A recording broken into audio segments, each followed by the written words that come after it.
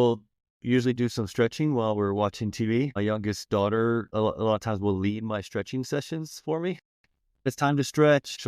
She goes on her phone and finds a little stretching thing. And she's like, okay, we're going to do this. So we'll do some yoga together. And it just kind of builds into the day. It's not something separate that I have to go into another room or leave the family. My wife loves yoga and so she, and Pilates. So she's also usually down there stretching with us as well. Yeah. Colleen really loves it and she gets kind of into it and she enjoys being the one to come up with the routine, right? So she comes up with the stretching.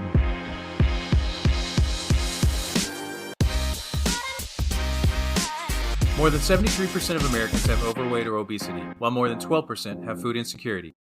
America is getting heavier, sicker, and more isolated from each other every day. Our motto, Move, Eat, Give, reflects our belief that virtually every problem in America could be fixed if we took better care of ourselves and took better care of each other. Welcome to Interrupt Hunger's Move, Eat, Give podcast, where we talk with experts in exercise is medicine, food is medicine, and food insecurity. And understanding that knowledge isn't always enough to help you lose weight. Every other episode showcases someone who's lost at least 10% body weight to share exactly how they did it. Interrupt Hunger is a 501c3 nonprofit which helps you lose weight while feeding the hungry. Bring our free 12-week weight loss challenge and donate your weight program to the places you live, work, and pray. We fund our mission with sales from our Move, Eat, Give bracelets and clothing, so please visit us at interrupthunger.org to show your support. 50 meals are donated for every item sold to the nation's largest hunger relief network. So you get to look good while feeling good. Now on to today's episode. Hey everyone, it's Jolly here with Interrupt Hunger. Thanks for joining us again. In today's How I Did It episode, we got Curt Campbell from Boerne, Texas. Curt, thanks for joining us today, man. It was great to be here. I appreciate you coming on and sharing your story. Before we get started, I'd just like to, if this is your first time listening, Move, Eat, Give focuses on experts in exercise medicine, food insecurity. Every other time we feature someone who's lost 10% body weight or more. And that 10% number is really when the dramatic effects of weight loss kick in and we start seeing pretty good improvements in different types of chronic diseases. The other thing that's really neat about these How I Did It episodes is you have no idea who's listening to the podcast. I have no idea. But, every once in a while I get feedback from somebody saying like, you know what, this episode like really hit me and I needed to hear that. Or, somebody's listening to you and maybe the same age or similar occupation, similar family dynamics. And they're like, man, that guy's just like me. If he can do it, then I can do it. I can't wait to dive into this. So with that, why don't you just start off by introducing yourself and sharing your current work dynamics and family dynamics for us? Yeah, that's for sure. I'm obviously Curt Campbell and I'm a practicing professional engineer. So I work for a consulting company and as my day job. And I've got two beautiful young daughters and a wife. I've been married for 24 years now. And we met in college and my sophomore year in college, and she was a freshman, and we've been together ever since. My daughters are about 15 and 12. The oldest one just turned 15. Generally try to be pretty healthy at home nowadays. My wife kind of spearheads a lot of that. It's kind of part of my story. I grew up in Central Texas and moved around as a kid, but kind of went to high school in Central Texas. Was always into sports and stuff as a kid. Probably in my earlier years when I was young, I didn't have problems with weight. I actually probably had problems putting on weight. I was very skinny as a young kid. Always wished I had a little bit more weight as a young kid. I always enjoyed basketball and loved basketball, and I was tall, so they wanted to play me, but I was skinny, so I got beat up a lot. I pushed around a little bit. Got into college. Metabolism changed, and I grew a couple inches in college later, and then put on a little bit of weight in college, but not too much. And I thought I started to probably gain weight when I was in my late 20s and 30s, which is, of course, when you kind of stop being as active and get into a working sort of a sedentary life with work and being behind a desk or computer most of the day. Just slowly over time, sort of accumulated extra mass, so to speak, and ultimately kind of got to the point where I was starting to experience some of the, okay, you were kind of hinting at it, but start experiencing some health concerns and things with high blood pressure. And I've torn up my knees playing basketball, so that's always a concern for me. It's just extra weight on the knees. And then I had sleep apnea and was diagnosed with sleep apnea and had to get a CPAP machine to sleep. So I spent a couple years using a CPAP machine to sleep and fight that sleep apnea. And then at some point, my wife decided, said, "Hey, we can't lose you.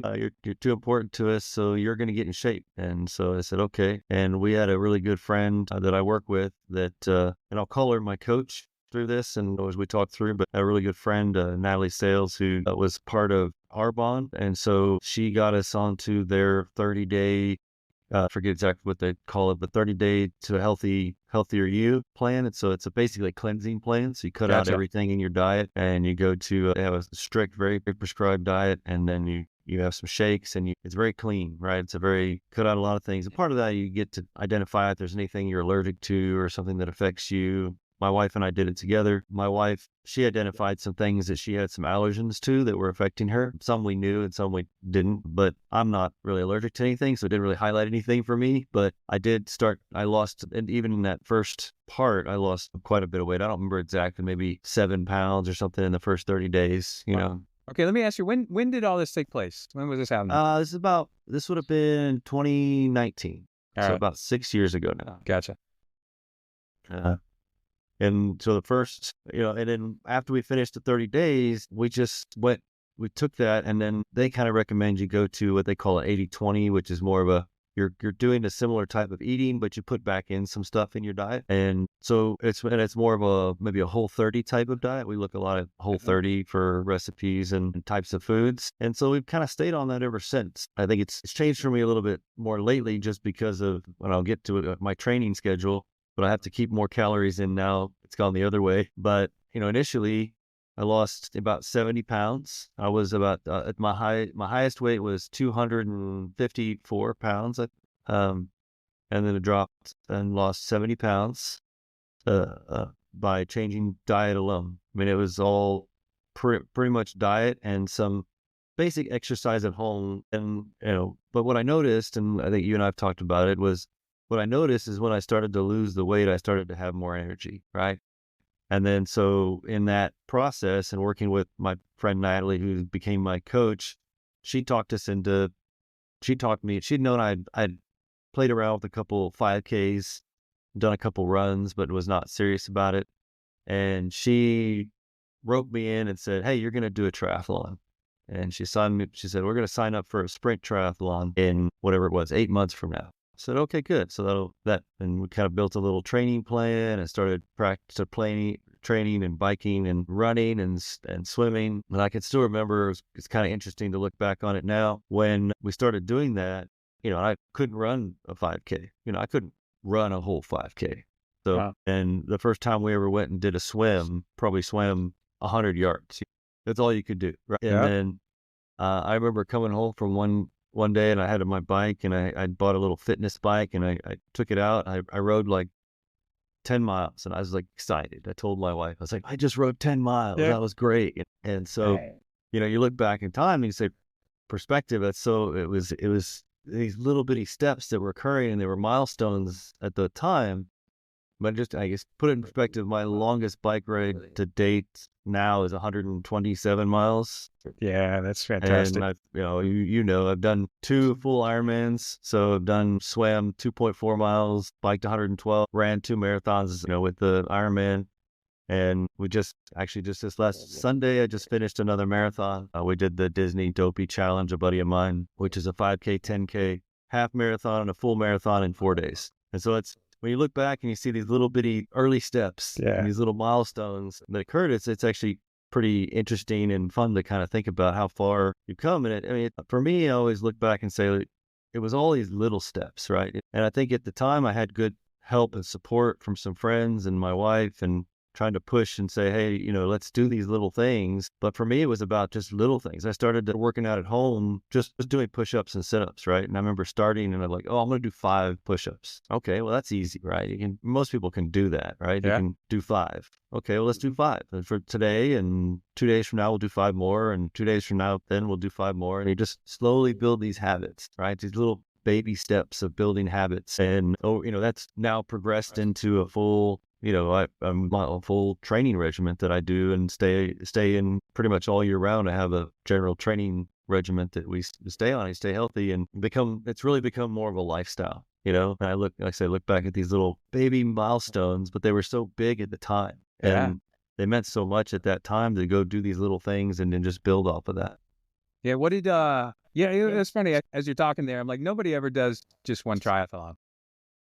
No. Right? Yeah, my first one was a sprint too, way back in 2011. And so how much time from that first 30 days where you lost those 7 pounds, you lost 70 pounds. So then how far after those first 30 days was that first sprint? Well, just to let you know, my first one was actually not a sprint. I signed up for the sprint, but my first triathlon was a half distance. Oh, that's right. That's right. You did tell me that. Yeah.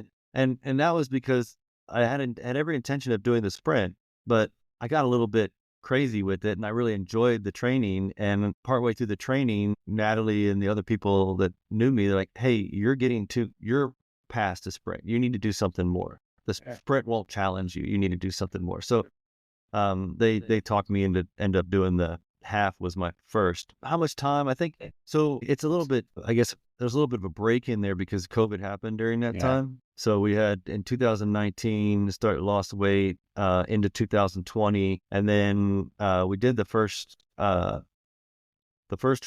was, I believe, the fall of 2020. That it was one in Kerrville. I think it was the fall of 2020.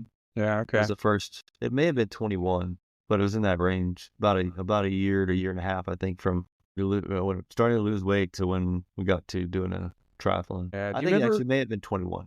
It was 21. Well, you were pretty athletic and active when you were younger, but do you remember like when Natalie asked you to do that first triathlon? Like you thinking, like what were you thinking? Like, okay, I could do it, or you're like, no, I can't do a triathlon or anything like that? No, I was a little bit hesitant. It was definitely something out of my comfort zone at the time. It was kind of a community thing. There were a group of us doing it, and so it was fun. That was what I think I really enjoyed was I was training with Natalie and a friend of mine, Jack, and training together. Another gentleman was training with us too, and so that being part of that group really helped, I think, to kind of handle any of those kind of trepidations or fears of doing a triathlon. Yeah, when you do it with somebody, it just makes things so much easier. Yeah, it totally does. Getting a support group is a big for me, and I think for a lot of people having that support group. And I know there's a lot of really good groups out there that provide a lot of support. For example, we just did that Disney marathon, and there's a Run Disney group, and there's a lot of very supportive people in there. You can find good community in a lot of places. Yeah. Online, I don't know how many like on Facebook hiking groups I've joined, whether it's like rim to rim to rim in Grand Canyon or here. There's a pretty active online San Antonio hikers community. Yeah, it's pretty neat. All right, so let's see. You're pretty tall. How tall are you? About 6'3". Yeah, 6'3". Okay, so you start highest was 254. What are you down to now? Well, I'm up a little bit. I'm about 190 now, so I put on probably about 6 or 8 pounds. But I feel like my wife will tell me, she's like, "You got a little too skinny." Yep. And then I've put on some muscle since then as well. So I feel like I'm pretty lean, but I've definitely put on some muscle now, and I focus on that a little bit more in my training with some weight training for triathlon. But I stay around 190, 192. Oh, very good. And all the health problems, high blood pressure, all that kind of stuff. What about your joints? Blood pressure medicine. I don't use the CPAP machine anymore. My doctor, when I go to him, he touts and he runs me around and say, "This is look at what this guy did." He's like, the doctor I go to, he always has an assistant, a college or someone in medical school that's learning. And every time I go in there, he's like, "This is my best patient." That's cool. That's got to be a good feeling. You wouldn't recognize him if you would have seen him. It's kind of funny to look back, and my kids and I joke about it, but we'll go through old pictures and, people don't recognize me when I see them. I mean, I look very different from my old pictures from just, 5, 6 years ago. Mhm. Yeah. Especially, in the face, because it's a big difference. So I'm assuming all that joint pain is gone too. Yeah. I mean, I guess I'll say for the most part, I mean, I have I have the aches and pains of training, but they're not bad pains. Yeah. Very good. So let's talk about, kind of dive into what a typical week looks like for you. What are you doing to add on Yeah. all those pounds of muscle? Yeah, right now, I'm in a transition period right now. So last week we just did the marathon. So I was in a training block for marathon, up from about November to just last week. I was doing for probably about 40. I was probably averaging about 40 miles a week running. We run every with a group of guys. I run Tuesday, Wednesday, Thursday. Monday and Friday are off days, and we'll do about somewhere between 6 to 8 miles on Tuesday, Wednesday, Thursday, and then Saturday and Sunday are long runs, and so usually they're 10 to 15 miles on Saturday and Sunday. So that was our marathon block. Usually I'll do a strength training or some other thing like that on a Monday or Friday, also combined with stretching and yoga. And then, of course, I do, I'm 47 years old, so stretching is pretty much an everyday thing. Yeah. So there's some degree of stretching and yoga pretty much every day. Really? It just feels good, Yeah. just, I got in the habit of, I get home in the evening, we'll have dinner. The kids will want to watch something on TV, so we have a big area rug. And so we'll usually do some stretching while we're watching TV. My youngest daughter, a lot of times will lead my stretching sessions for me. She's That's like, so okay, cool. Dad, it's time to stretch. She goes on her phone and finds a little stretching thing. And she's like, okay, we're going to do this. So we'll do some yoga together. And it just kind of builds into the day. It's not something separate that I have to go into another room or leave the family. My wife loves yoga and Pilates. So she's also usually down there stretching with us as well. That is so cool. Wow. I love that. All right. We're going to try that with my, my 7-year-old. We tried to incorporate it into bedtime routine, but you know how it goes with little one. So we might try it earlier in the evening. I love that. Yeah.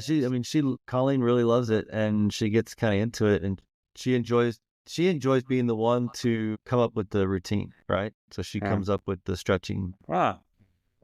And then do usually, like, I'll do, and I go up and down depending on my training intensity. But when I'm not in the peak of a block, I'm usually doing push-ups and some sort of ab work 4 to 5 days a week. And again, it's usually sitting at home, like in the living room, and just kind of slide off the couch and get on the carpet, and I'll do some level. I usually do about 3 sets, so it's 20 push-ups.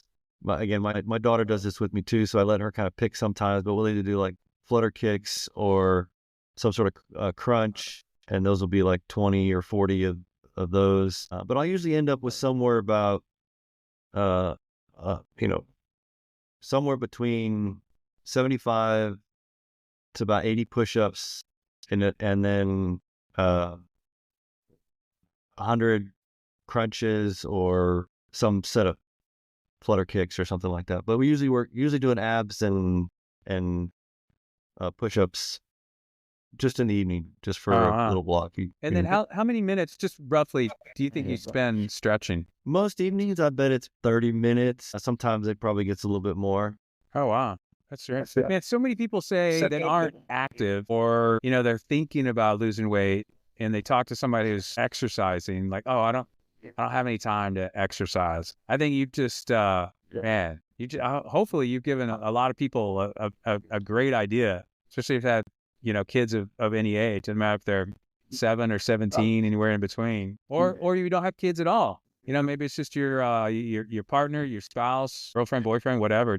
That's good family time. Yeah. And I mean, that's what it is for me. And I don't like, leaving and being separate from them. So we kind of hang out. And so, some nights I might be stretching by myself, or sometimes my wife wants to stretch a little bit more than I do. So she'll be stretching there, but we'll all be in the same room together, and there might be something on the TV we're watching, or, it's, but we're all kind of doing it together, and the girls are stretching as well. And Oh, that's sweet. I love that. All right. Let's shift to your diet. Like tell us how you're eating and yeah. so my diet right now is I still after whatever it has been almost 5.5 years, I still do a shake.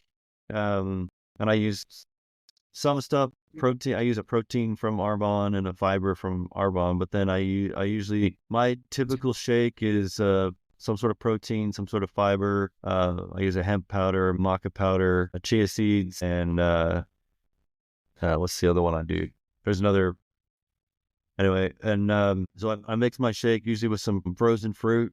We'll just get frozen fruit from the grocery store, and then use that in a blender and blend it up. That's my breakfast every morning. I do a lot of I kind of do a lot of my trainings in the morning. So I'm an early person, so a lot of a lot of our running is at 5 a.m. So usually what I'll do is I'll get up and I'll have a banana and maybe a little some nut butter, and then I'll go do my training session, and then I'll make my shake, and I'll have my shake after training, and that'll be my morning. Oh, okay. Do you get up at 5 or you meet your buddies at 5? We meet at 5. All right. We get up at about 4. Oh, wow. Outstanding. What time do you go to bed? I usually try to be bed around 9. Yeah. All right. I'm probably passing out about that time most days.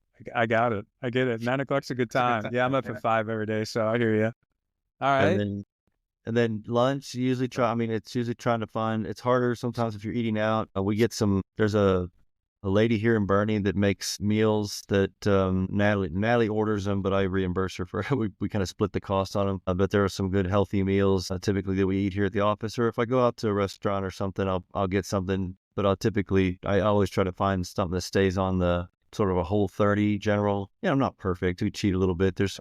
I like eating. I like food. So you try to eat some stuff. But I do notice one of the biggest things for me is I really pay attention to, I don't count calories. There was a time, for a short time, I did just out of interest to kind of check how many calories I was ingesting. What it really made me do is just be aware of, especially at fast food places or restaurants. And it's nice that they give you the calorie counts, but some of the stuff is so high that you really got to be careful what you order. So I'm aware of like the calories, but I really try to stay away from things that have like processed sugar is a big thing. So when we go shopping or I'm looking for something to eat, I try to stay away from anything that has processed sugar. And once you start paying attention to that, it's amazing to me how much sugar is added to a lot of things. And you look at, because they always tell you on the label how much it's added sugar, and it's amazing how much in a lot of products is just added sugar, and a lot of it's for very little gain, right? There's a lot of good products out there that are comparable that don't add the sugar, and they taste great. Yeah, that's one of the easiest ways to start with. It's kind of crazy. A lot of people have no clue, but the American Heart Association only recommends 25 milligrams a day or 25 milligrams, one of those things, of added sugars a day. And man, you could blow through that in the morning in a snack. It's pretty crazy. The other big, I kind of going back in time a little bit, but the other big change I made when we changed our diet, when I was eating unhealthy, I drank a lot of coffee and sweet tea, right? And so and coffee was, to me, at least looking back on it, was basically a vehicle for sugar. I wasn't drinking black coffee. I was putting stuff in it. The coffee I was drinking most of the time wasn't good quality coffee. It was just a vehicle for sugar. Gotcha. And so when we changed our diet, I didn't have any coffee for about 3 years. Oh. Just completely went cold turkey, cut it all out. I've since had coffee here and there, but I maybe have a cup of coffee every couple weeks. I just don't drink coffee that much. Now there's some other things, some green teas and stuff that I do get caffeine through for, so I'm not avoiding caffeine in general, but I just stopped drinking coffee because it just became a habit, and it was drinking that and then getting a bunch of sugar. And I think that probably, as much as anything, also helped my weight change, really cutting out sugars and how much sugars, and then looking at that in the different foods you eat. What about this one? I've been paying attention to alcohol lately for no other reason, just health effects. And Surgeon General just came out. He'd like to see a warning on alcohol. Man, when I was really packing on the pounds, I drank a ton of craft beer, and cutting out that made things a lot easier. And man, I actually had my first non-alcoholic beer this past weekend. One of my buddies was doing the dry January, and I asked him how it tastes. He's like, actually, it's good.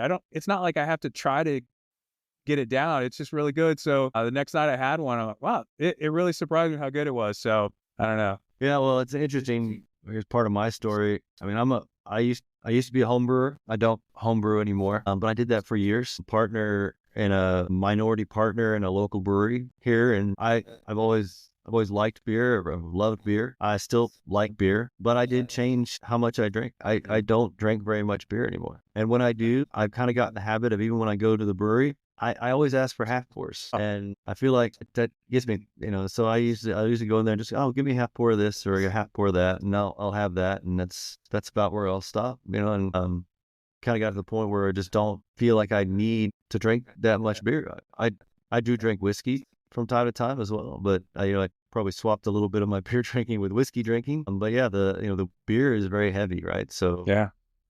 It was kind of self-limiting because I could only drink so much, and then I got full. But I never thought about doing the half pour, so that's a good tip. yeah. I like it. All right. So let's see here. What about snacks in between, like breakfast and lunch, or lunch and dinner? Are you snacking much, or what are you eating there? I snack a little bit. Like, I've got some stuff in the office right now. I've got these little Aussie bites from Costco. They're real good, but my snacks are like granolas, and they're healthy stuff, fruits, nuts usually, or I do like some of the different bars. There's some different, like I like the Bobo's bars, and there's some other different products out there. Again, I think those are interesting too, because you look at some of those, and there's some good brands out there, but if you're not careful, they add a lot of sugars too. So you got to pay attention. There's not all health bars are healthy, so, but there's usually where I'm eating, I have my shake in the morning, there'll be some snacking, and then a lunch, and then usually a nice dinner. But that's obviously changed as well. Interesting enough, for a while, my wife and I went kind of gluten-free, mainly because of her. She has a gluten sensitivity. I do not. But what that made me do was kind of cut out some of the heavy carbs. And so I just didn't eat as much bread or heavy pastas, switched pasta at home to a lot of lentil pastas, those type of alternative pastas, which taste great and are a lot better. Kind of had a little bit of a full circle there, because we kind of at one point we were more religious to the gluten-free, but then once we started paying attention, some of the gluten-free products are a little bit over-processed. So then you're like, well, it really is, you may be getting gluten-free, but you're not actually getting a healthier product. If you go with especially some of the gluten-free breads, they still add a lot of sugar to them. Especially if you go out to a restaurant and they want to charge you extra for a gluten-free bun, but that gluten-free bun is actually less healthy than a regular bread bun you probably could have got there. You got to be careful, definitely. So, all right, well, very good. Let's see. What about this has been good stuff. So I appreciate that. You've given us you've given me a couple really good tips, like doing the stretching and ab work, little exercising with the family early in the evening. I'm gonna try that and see who I can get on board in my family. And then the half pours. You have what about just generally speaking, if somebody has been thinking, I'm like, you know what, I really, it's time for me to really change things up and try to get healthy. I want to be here as long as I can. And we're only here for a little bit of time. It makes it a lot easier and a lot better to live when we don't have all that other stuff dragging you down. What kind of tips might you share, or how to get started? What kind of advice might you share? Yeah, I mean, I think my advice is that, it's about consistency, and it's a lifestyle change. So it's not something that you have to jump into wholeheartedly. I know sometimes I talk to some people, and if I kind of lay out, I'm ramping up now because I have a triathlon in a couple months. So I'm going to start a new block of training. And if somebody looks at my schedule and said, oh, you get up at 5 days a week to go run 10 miles, then that's crazy. I can't do that. It's like, well, yeah, I didn't think I could do that either. You'd asked me 6 years ago, I think you're crazy. I would never do those things. But, when you starting, it was just little things. It was like, hey, I'm going to do, like I said earlier, I'm going to do a couple push-ups a couple times a week, or I'm going to go for a little run. That's a mile, less than a mile. I may walk most of it, but just getting in that habit of doing those activities. And then over time, just continuing to build on that.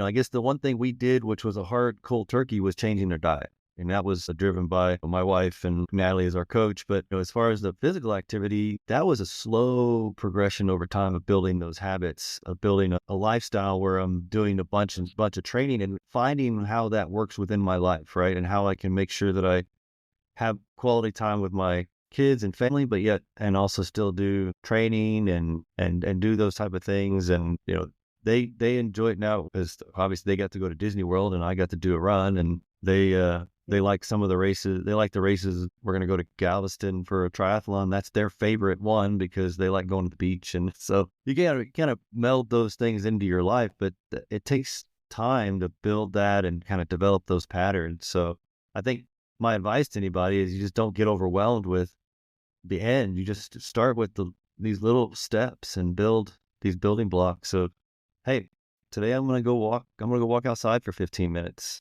Tomorrow might be 20 minutes. The next day might go back to 10 minutes. That's all I got. That's all the time I have, or all I can muster to do. But at least you're doing it, and you're building that pattern, and you're building that. Yeah, those tiny little exercise snacks, they add up. Yeah, it always cracks me up when I don't know, just conversation or something, somebody hears that, the kind of distances that you're doing more than me, but they say, like, I couldn't even run a mile. And I used to just let that go and kind of be sad. But now my normal reply is, no, you can't do a mile today, but you can absolutely do a mile. Just constant gentle pressure, just a little bit more every day. Yeah, and I'll tell you, I've learned one thing. I've definitely learned through all the sporting activities and triathlon is that you cannot judge somebody's ability by what they look like. Right. There are all body types and all different physical abilities doing amazing things and doing things. You watch it like, what is my excuse? So I'm like, we go do a triathlon and there's somebody that's doing it in a wheelchair or who lost their leg, or the last one I was at, full Ironman, there's a person who's blind who's got a guide that's leading them blind. They're about to go do a triathlon, full Ironman triathlon, and they're blind. I got a buddy that does that. Yeah, those are cool. Yeah, I got nothing. I got all my faculties, and so there's and I've seen people. You look at him like, oh, that guy's not athletic. Well, he just flew past me on the bike, so he's in a lot better shape than I am, regardless of what I think that person looks like. It's amazing what people can do. I think when they just you kind of get that consistency and you build that base and you put your mind to it, develop some habits. I think like you're saying, I think. When somebody limits themselves, that's just your mental limit. You're limiting yourself. I think everybody can run a marathon. Everybody can complete a marathon. Maybe you don't run every moment of it, and you're not going to break any world records, and you're not going to be winning going to Boston, but you can do it. Everybody can do it. That's probably a pretty darn good place to end. Good positive message. Man, this has been good stuff. I mean, we've talked quite a few times, but I've taken away a lot from today. So thanks so much. I appreciate you. Thanks for having me. It's been fun. Yeah, this has been good. Thanks for sharing your story. All right. Well, have a good one. Appreciate you, Curt. All right, Charlie.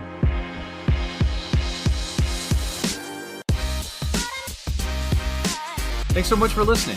Please rate and review the podcast on the platform of your choice so we can reach more people and more people are recommended this podcast. And if you really liked it, the single best way you can help us grow is by telling your friends. Now, for all the legal stuff. The views and opinion expressed in this program are those of the speakers and do not necessarily reflect the views or positions of any entities they represent. For my day job, I'm an employee of AbbVie and appear on this podcast on my own accord and not in the professional capacity as an AbbVie employee. All viewpoints provided are my personal opinions and not intended to reflect those of my employer.